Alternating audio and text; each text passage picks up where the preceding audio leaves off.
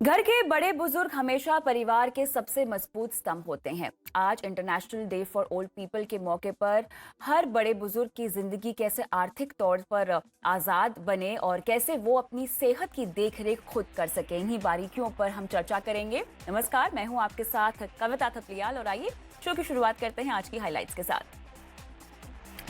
Germany पर आज international day for old people का खास आयोजन। 60 के बाद कैसे जिएं खुल के बताएगा आपको जर्मनी। वरिष्ठ नागरिकों के लिए 60 के बाद इंश्योरेंस से लेकर निवेश रणनीति, जर्मनी से जानिए सीनियर सिटीजन पोर्टफोलियो में कैसे आप सुरक्षित और मुनाफेदार निवेश कर सकते हैं। और अगर आप भी हमसे कोई सलाह चाहते हैं, अगर आप भी एक वरिष्ठ नागरिक हैं और अपने इंश्योरेंस या निवेश से जुड़ा कोई भी सवाल हमसे पूछना चाहते हैं, तो हम लाइव हैं इस वक्त फेसबुक पर। अपने सवाल डालिए कमेंट बॉक्स में।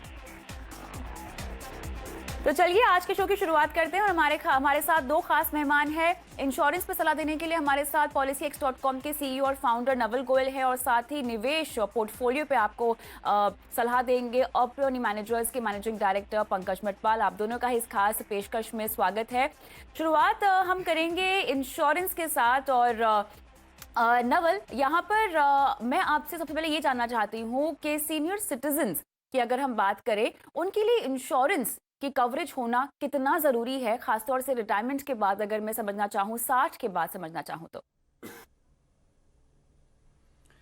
जी कविता, जैसा कि आप जानते ही हैं, जैसे जैसे जैसे हमारी एज बढ़ती है वैसे वैसे मेडिकल कॉस्ट या मेडिकल खर्चे आने की संभावना बढ़ती जाती है।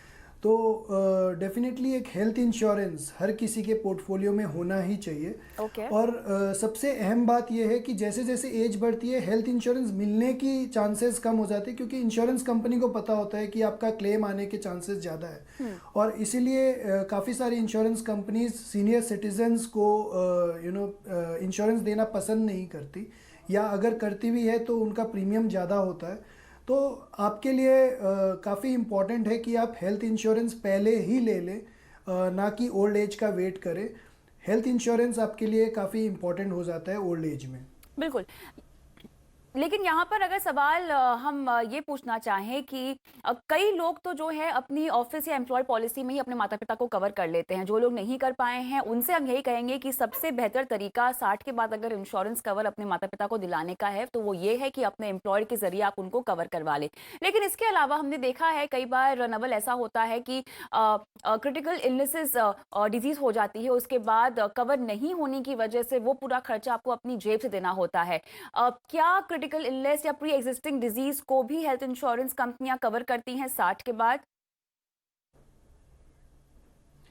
नहीं, एग्जिस्टिंग डिजीजेस को कोई भी इंश्योरेंस कंपनी कवर नहीं करती है। हालांकि आप कोई डिफरेंट टाइप ऑफ पॉलिसी ले सकते हैं, जैसे फॉर एग्जांपल अगर आपको कैंसर नहीं है तो आप कैंसर सिक्योर ले सकते हैं जो सिर्फ कैंसर को कवर करेगी। लेकिन अगर आपको एग्जिस्टिंग डिजीज है तो वो कोई भी इंश्योरेंस कंपनी कवर नहीं करेगी, क्योंकि उनका एक वेटिंग पीरियड होता है जिसके दौरान वो एग्जिस्टिंग डिजीजेस को कवर नहीं करती है। तो यूजुअली वो पीरियड होता है 3 से 4 साल।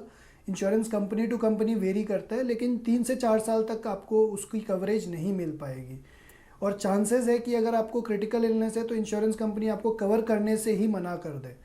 ये भी एक आपको सोचना पड़ेगा। और अगर वो कवर करती भी है तो वो काफ़ी सारे क्लॉज लगा देगी, जैसे को पेमेंट के क्लॉज, जिससे कि आपको कुछ परसेंटेज ऑफ द क्लेम आपको अपनी जेब से देना पड़े या आपका प्रीमियम ज़्यादा हो जाएगा।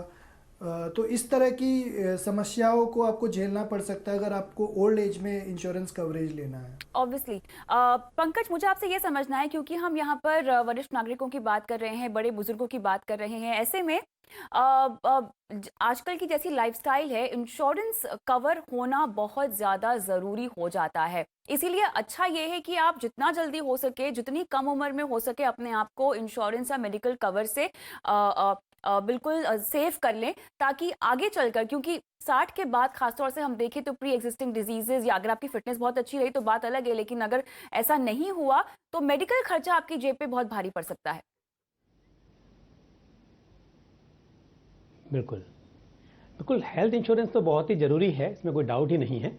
लेकिन अगर कभी ऐसा है कि आपके पास इंश्योरेंस पॉलिसी नहीं है और आपको लेनी है सीनियर सिटीजन्स के लिए, तो वहाँ पर कुछ कंपनीज की बिना किसी मेडिकल टेस्ट के, मतलब प्री इंश्योरेंस मेडिकल टेस्ट जो होता है उसके बिना भी इंश्योरेंस पॉलिसी मिलती हैं। तो इसका मतलब ये नहीं है कि उसको पहले से कोई डिजीज़ है और इंश्योरेंस पॉलिसी मिल जाएगी, और वो डिस्क्लोज तो बिल्कुल करना है, लेकिन कई बार ऐसा होता है कि आपको पता नहीं है और मेडिकल टेस्ट होगा तो शायद ना मिल पाए, लेकिन मेडिकल टेस्ट नहीं हुआ और आपको भी लगता है कि आपको कोई प्रॉब्लम नहीं है।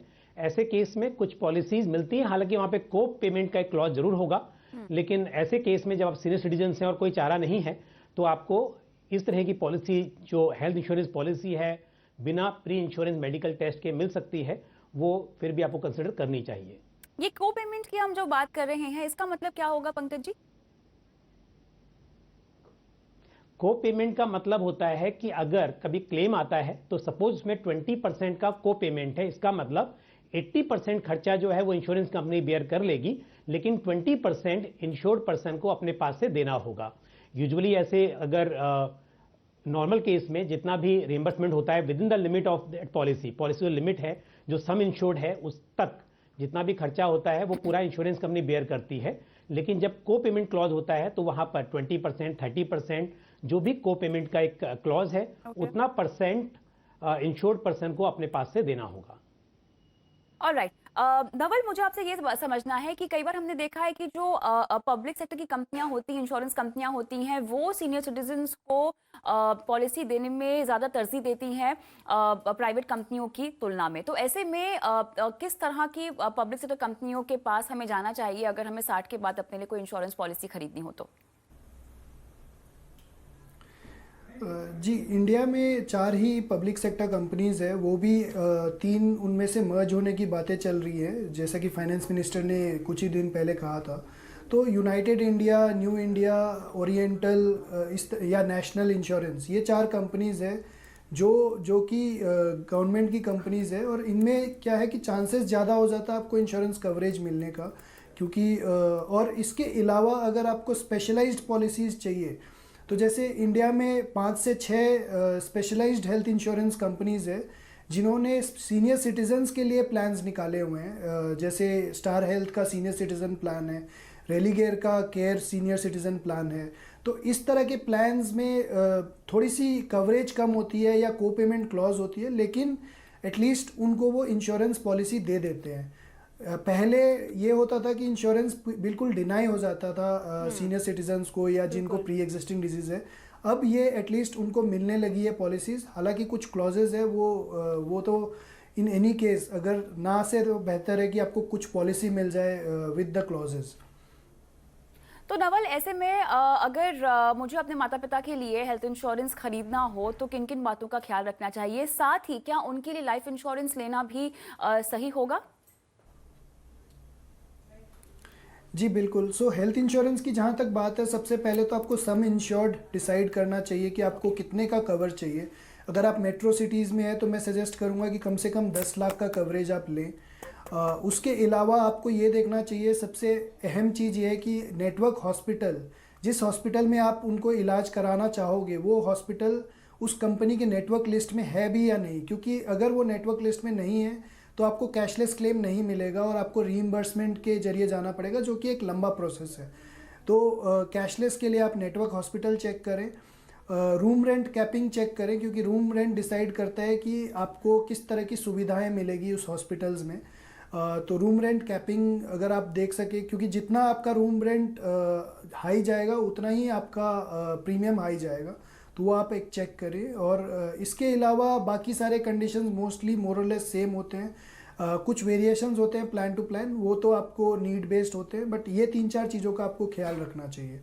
और रही बात लाइफ इंश्योरेंस की, तो डेफिनेटली ओल्ड एज के लिए भी आपको टर्म इंश्योरेंस या इन्वेस्टमेंट प्लान्स ले लेने चाहिए, पेंशन प्लान्स ले लेने चाहिए। अगर वो ओल्ड एज है तो मैं सजेस्ट करूँगा टर्म की वजह इन्वेस्टमेंट प्लान्स में ज़्यादा फोकस करें, क्योंकि वो एक कॉर्पस बनाने में हेल्प करता है और आपको रिटायरमेंट के एज में हेल्प करता है एक पेंशन देने में। तो टर्म इंश्योरेंस होता है यूजुअली यंग पीपल के लिए जो अर्निंग मेंबर्स होते हैं, और जो नॉन अर्निंग मेंबर्स हैं उनके लिए इन्वेस्टमेंट प्लान्स या यूलिप प्लान्स, इस तरह के प्लान्स वो ले सकते हैं। ऑलराइट, तो चलिए यहाँ पर फाइनेंशियल प्लानिंग की पहली सीढ़ी होती है अपने आप को इंश्योरेंस से कवर करने की, और इसीलिए हम चाहते हैं कि जितने भी वरिष्ठ नागरिक या सीनियर सिटीजन ये शो देख रहे हैं, अगर आपने भी अपने लिए कोई इंश्योरेंस का प्रबंध नहीं किया है तो जल्द से जल्द अपने लिए इंश्योरेंस कवर, हेल्थ कवर ज़रूर ले लें। रुकते हैं ब्रेक के लिए, लेकिन ब्रेक के बाद हमारा फोकस होगा आपके इन्वेस्टमेंट प्लान की ओर, जिस पर हम नुस्खा इसका जानेंगे पंकज मटपाल जी से, जो आपको एक ऐसा फाइनेंशियल प्लान बताएंगे जो आपको रिटायरमेंट फ्री रखेगा। क्या है ये फाइनेंशियल प्लान सीनियर सिटीजन के लिए, जानेंगे इस छोटे से ब्रेक के बाद।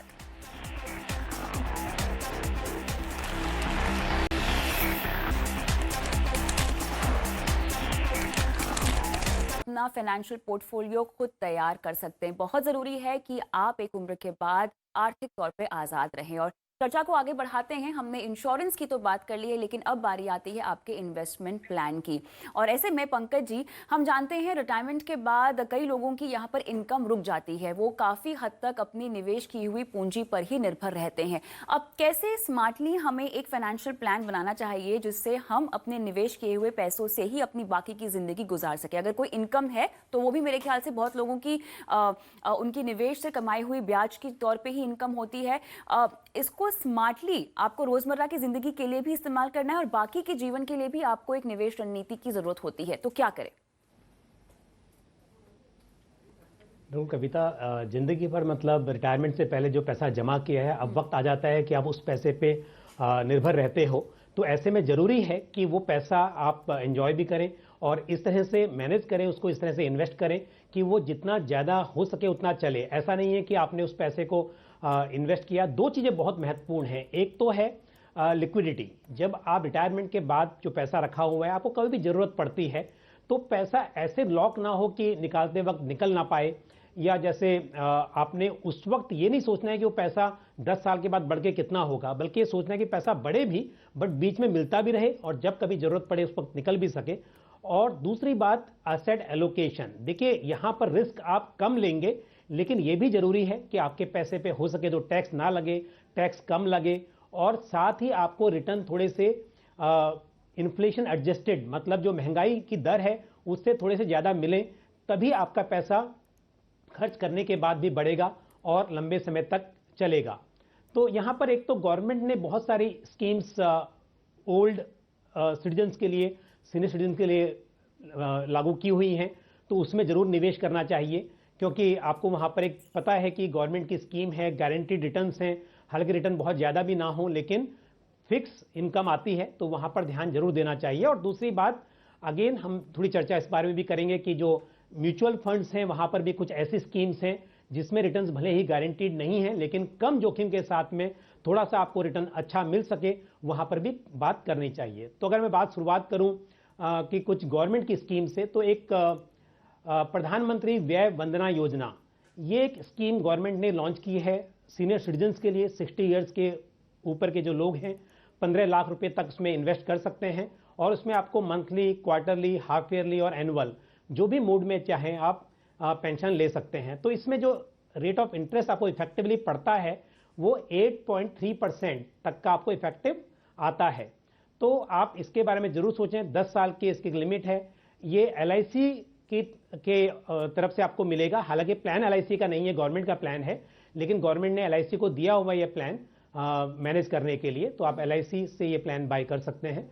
वरिष्ठ प्रधानमंत्री वरिष्ठ व्यय वंदना योजना, बिल्कुल, लेकिन साथ ही बहुत सारे लोगों का पैसा PPF में पड़ा होता है पंकज जी, तो ऐसे में PPF का पैसा क्या निकाल लेना चाहिए, उसको एक्सटेंड कर लेना चाहिए? PPF ट्रेडिशनली हम जानते हैं कि बहुत सारे लोग इन्वेस्टमेंट विकल्प के तौर पे इस्तेमाल करते हैं, उसे अपने पोर्टफोलियो में शामिल करते हैं, क्या करें? बिल्कुल कविता, ये एक सही बात है। जब हम मतलब स्टार्ट करते हैं इन्वेस्टमेंट के लिए तो PPF अकाउंट में इन्वेस्ट करते रहते हैं, और रिटायरमेंट के बाद कई बार लोग ये सोचते हैं कि पूरा पैसा विड्रॉ करना पड़ेगा, लेकिन ऐसी ज़रूरत नहीं है, क्योंकि PPF अकाउंट 15 ईयर्स की मैच्योरिटी के बाद 5-5 साल के लिए ये एक्सटेंड हो सकता है। कितनी भी बार आपको इसके 5 ईयर के ब्लॉक में कितनी भी बार इसको आप एक्सटेंड कर सकते हैं। और अच्छी बात यह है कि एक्सटेंशन के दौरान आपको ज़रूरी नहीं है कि आप इन्वेस्टमेंट भी करें, आपको दोनों चॉइस हैं कि आपको उसमें इन्वेस्ट करना है कि नहीं करना है।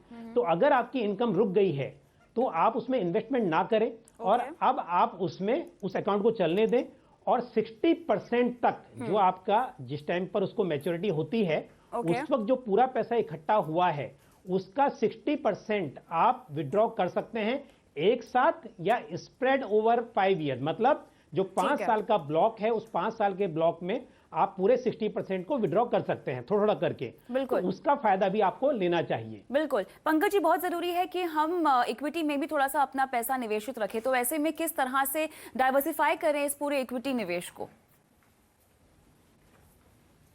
देखिए, इक्विटी में आप पहली बात तो डायरेक्ट इक्विटी में तो आप ना इन्वेस्ट करें। आपको अगर मार्केट की बहुत अच्छी समझ है, पहले से करते आ रहे हैं तो बात अलग है, पर डायरेक्ट इक्विटी की बात तो मैं बिल्कुल सजेशन नहीं दूंगा। म्यूचुअल फंड में भी आपके पास इक्विटी सेविंग फंड मतलब हाइब्रिड स्कीम है जिसका पैसा इक्विटी और डेट दोनों में जाता है। तो ऐसे स्कीम्स होती हैं जैसे इक्विटी सेविंग फंड है जहां पे 20-25% तक आपका इक्विटी मार्केट में लगेगा और बाकी का पैसा जो है वो आपका डेट में और आर्बिट्राज में जाएगा। तो यहां पर रिस्क कम होता है, लेकिन आपको जो रिटर्न है वो थोड़े से फिर भी डेट के मुकाबले में या एफडी के मुकाबले में बेहतर मिलने की उम्मीद होगी। और लॉन्ग टर्म में आपको टैक्स के लिहाज से भी ये एफडी के मुकाबले में बेहतर होगा। और साथ ही कुछ दूसरे बैलेंस फंड या बैलेंस एडवांटेज फंड जहां पर इक्विटी और डेट दोनों है, लेकिन इक्विटी थोड़ी ज्यादा इसमें इन्वेस्टमेंट होगा, उसमें भी आप कंसिडर कर सकते हैं। तो पूरे पोर्टफोलियो का थोड़ा सा हिस्सा पहले आप बेशक जो मैंने बात की प्रधानमंत्री व्यय वंदना योजना या senior citizen saving scheme PPF का पैसा आप यूज कर रहे हैं, लेकिन थोड़े पैसे को आप इस तरह की स्कीम में भी इन्वेस्ट करें। ऑलराइट, तो ये हो गया आपका पूरा टेंशन फ्री या रिटायरमेंट प्रूफ फाइनेंशियल पोर्टफोलियो। लेकिन फिलहाल रुकते हैं छोटे से ब्रेक के लिए, और ब्रेक के बाद आपको सवालों के जवाब तो देंगे ही, साथ ही बताएंगे कि बड़ों के साथ कैसे आपको इमोशनल टच रखना चाहिए ताकि बुजुर्गों की जो जिंदगी है वो इमोशनली भी हेल्दी रहे। बने रहे हमारे साथ। चलिए अब झटपट सवालों के जवाब देते हैं, जहां पर पहला सवाल हम लेंगे वैभव का, और इनका सवाल ये है कि इनके माता पिता के लिए इन्हें इंश्योरेंस प्लान चाहिए।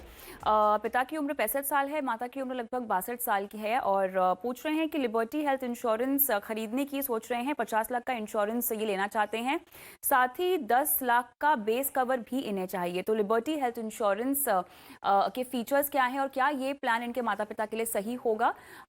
नवल, आपसे सलाह लूंगी सबसे पहले।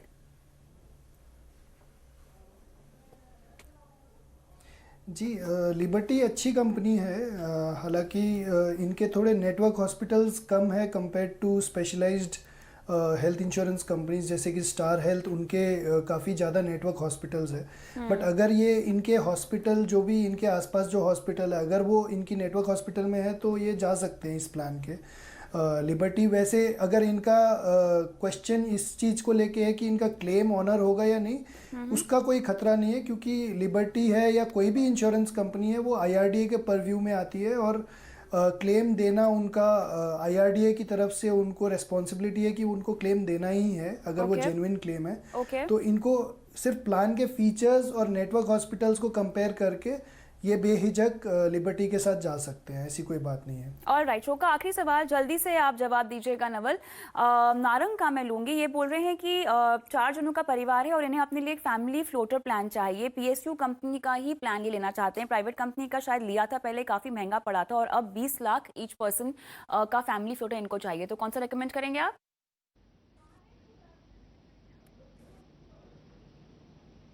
थोड़ा सस्ता पड़ेगा इनको, यूनाइटेड या न्यू इंडिया का ये ले सकते हैं, थोड़ा सा सस्ता पड़ेगा, लेकिन फिर भी मैं रेकमेंड करूंगा कि ये प्राइवेट कंपनी से ले ले जिनमें कैशलेस बेनिफिट है।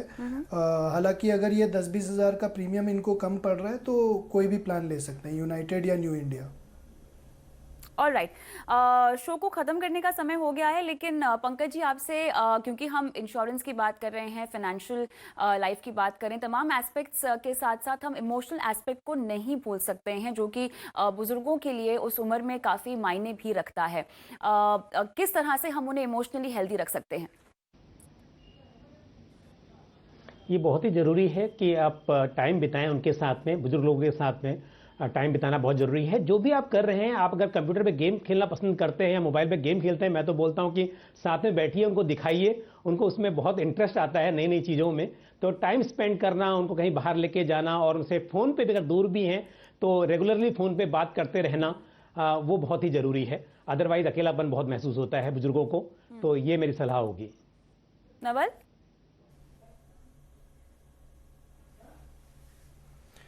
जी, आई थिंक सबसे इम्पोर्टेंट जो है वो है कि उनको थोड़ा कुछ काम में उलझाए रखना, भले ही वो घर के काम हो या कोई भी काम हो, क्योंकि काम एक इंसान को एक ऑब्जेक्टिव देता है रहने का। और इसके अलावा डेफिनेटली एंटरटेनमेंट है ही, क्योंकि उनको अगर इन्वॉल्व किया जाए घर के एंटरटेनमेंट पार्टीज़ में या कहीं पे भी उनको बाहर ले जाया जाए खाने में, डिनर में, तो डेफिनेटली ये सब चीज़ें स्ट्रेस फ्री रहने में हेल्प करती है। और स्ट्रेस फ्री का मतलब है कि बीमारियां कम होती है। और डेफिनेटली उसके अलावा खाने पीने में जो ध्यान रखा जाए कि ऑर्गेनिक वेजिटेबल्स वगैरह पे फोकस किया जाए, क्योंकि ये सब चीज़ें काफ़ी इंपॉर्टेंट है हेल्दी रहने के लिए। और हेल्दी रहेंगे तो डेफिनेटली हेल्थ इंश्योरेंस की ज़रूरत नहीं पड़ेगी इनको। बिल्कुल सही कहा आपने। उन्हें बिजी रखें, उनके मनपसंद कामों में आप भी मन लगाएं, उनके साथ समय बिताएं और साथ ही बहुत ज़रूरी है कि उनसे बात करें। चलिए, बहुत बहुत शुक्रिया आप दोनों का इस खास पेशकश में आज मेरे साथ शामिल होने के लिए। और योर मनी पर अगर आप भी अपना कोई सवाल हमसे पूछना चाहते हैं इंश्योरेंस या इन्वेस्ट जुड़ा हुआ, तो अपने सवाल आप ईमेल कर सकते हैं कॉन्टैक्ट नंबर के साथ। नमस्कार।